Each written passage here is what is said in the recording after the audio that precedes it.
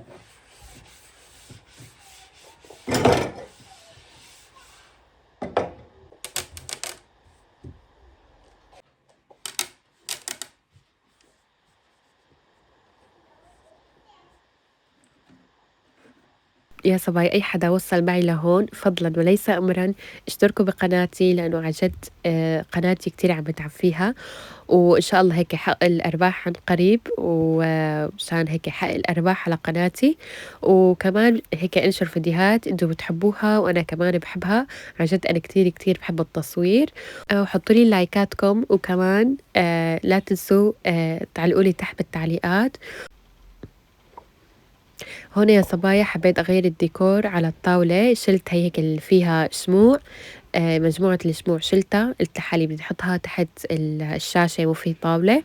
فهون كمان حطيت هاي الزريعة، حسيت هيك أعطت لون كتير حلو ومميز. ما بعرف هيك بحب أنا الخضار بقلب البيت، بحب الزرايع وهيك. بس قبل هالمرة كان عندي زرايع كتير كتير، بس هلا لأ، حاولت إنه يعني أقلل أكتر، لأنه عن جد أحيانا بهمني وأحيانا لأ. وهلا عندي يعني أولاد، فقلت لحالي لأ خلص، يعني بس كم بالزريعة أنا بحبهم وبعتني فيهم أحسن ما يكون 10.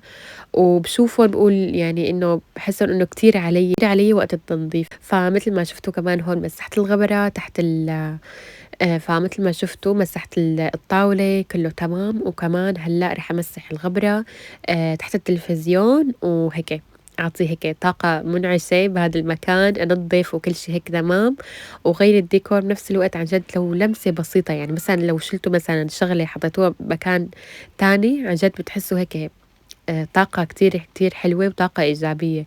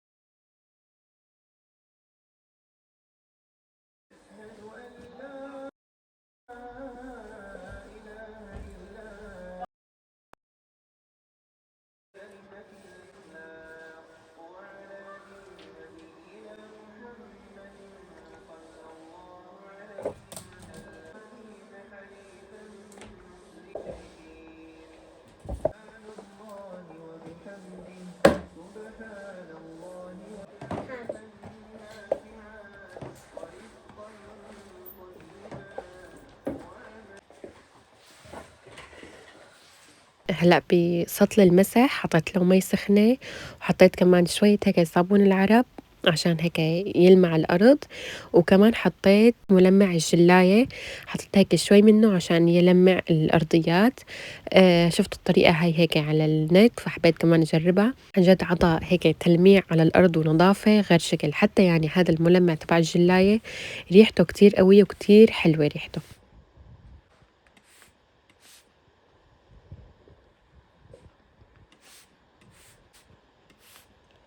متل ما شفتوا مسحت الأرض بالممسحة اللي كلّها هيك مَي ومي سخنة، وبعدها نشّفت بالممسحة تانية.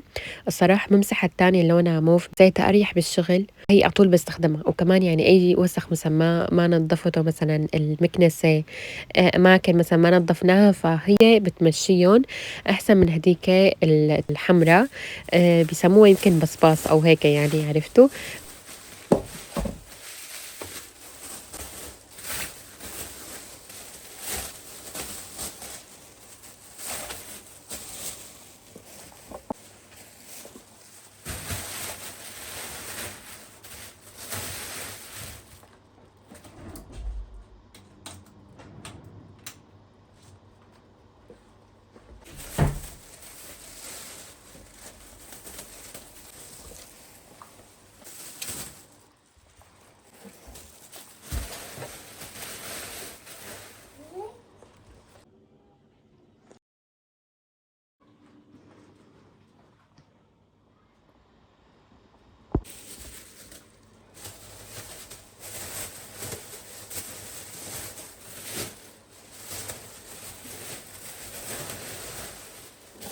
أول شي بنحط البندورة والخيار، باتركهم مثل ما هن هيك ما بغسلهم ولا بعمل شي.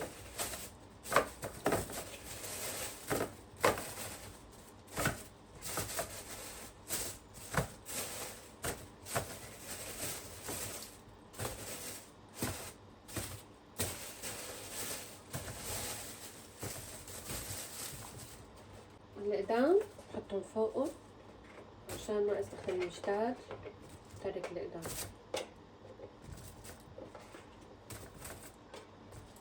صفّت البيض بشيل حط هون.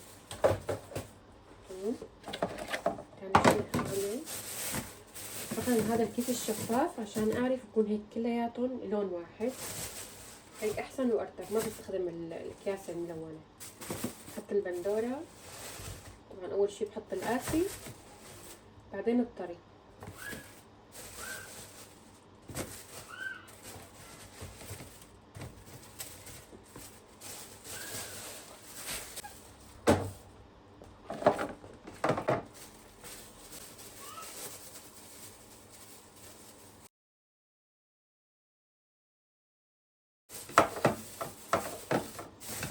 كتير قريب هالشغل.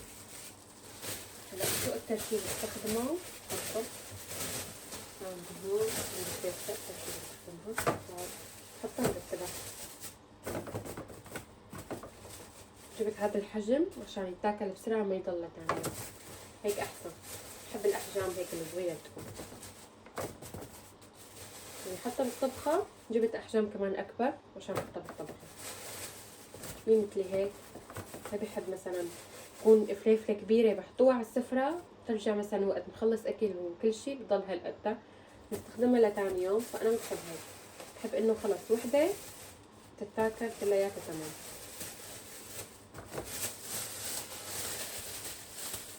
هيك تمام.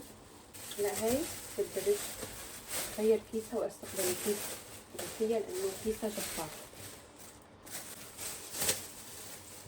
بحطهم هدول بالدرج تحت.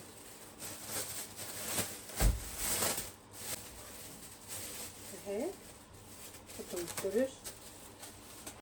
وهون يا صبايا بهذا الوقت هذا تاني يوم، قبل بيوم كنت هيك بنظفة الصالون كله تمام، وعاملة هيك تنظيفة كمان، بس عن جد بدأت يمكن من الظهر، فبلشت بعد التصوير، فبعد ما خلصت الصالون بلشت بالغدا عملته على السريع وخلص يعني. وهون تاني يوم كان يوم سبت، عم بنتج الفيديو بنفس اليوم رح أنشركم الفيديو. فهون مثل ما شايفين هذا يوم السبت كان امبارحة، رحت على البازار جبت أغراض وجبت كمان خضرة، يعني مقاضي الأسبوع يمكن أسبوع ونص هيك تقريبا.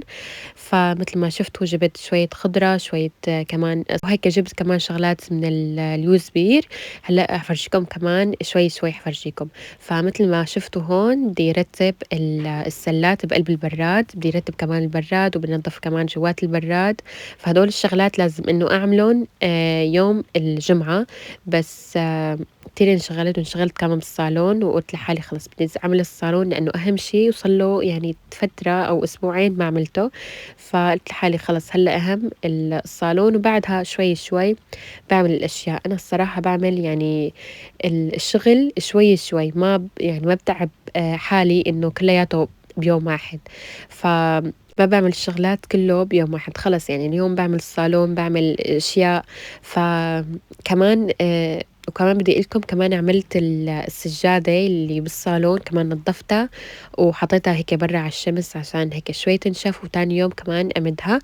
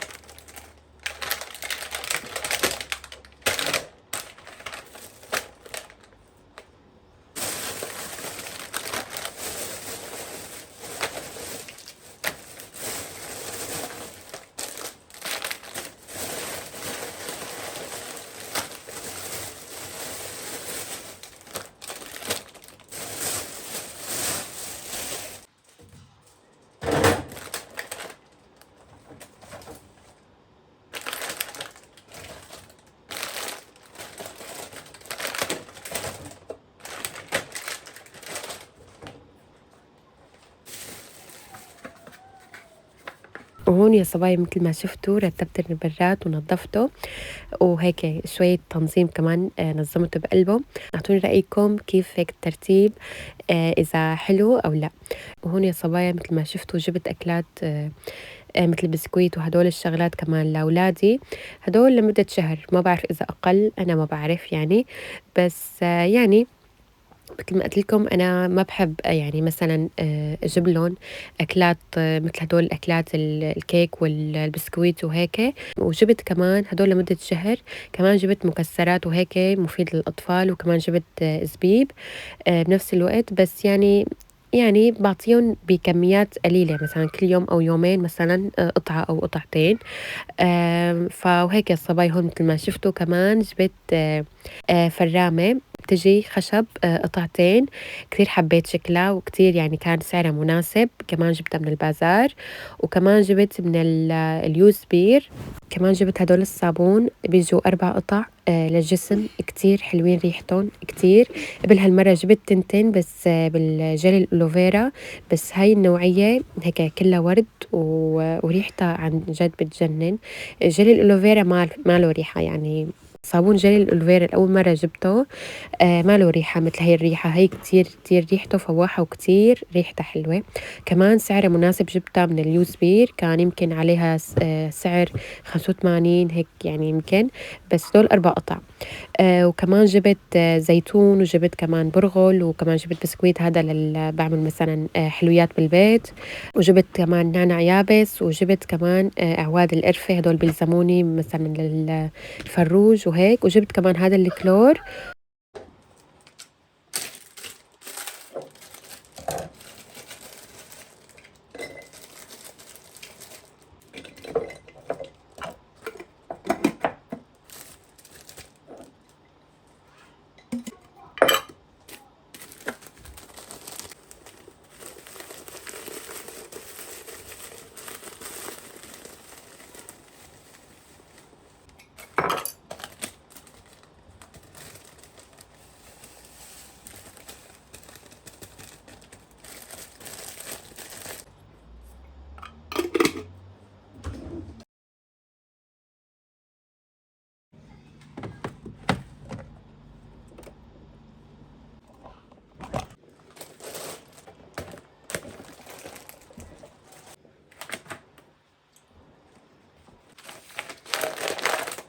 آخر شي كمان جِبت هدول الزبادي أو هيك للحلويات عن جد كتير عجبوني، وهيك يا صبايا كمان كانت مشترياتي لليوم. وهون بيكون وصلنا لنهاية الفيديو، لا تنسوا كمان تشتركوا بقناتي وتحطوا لي لايك، وكمان كمان تحطوا لي تعليقاتكم الحلوة، وبشوفكن على خير بفيديوهات الجاية إن شاء الله، وسلام حبيباتي.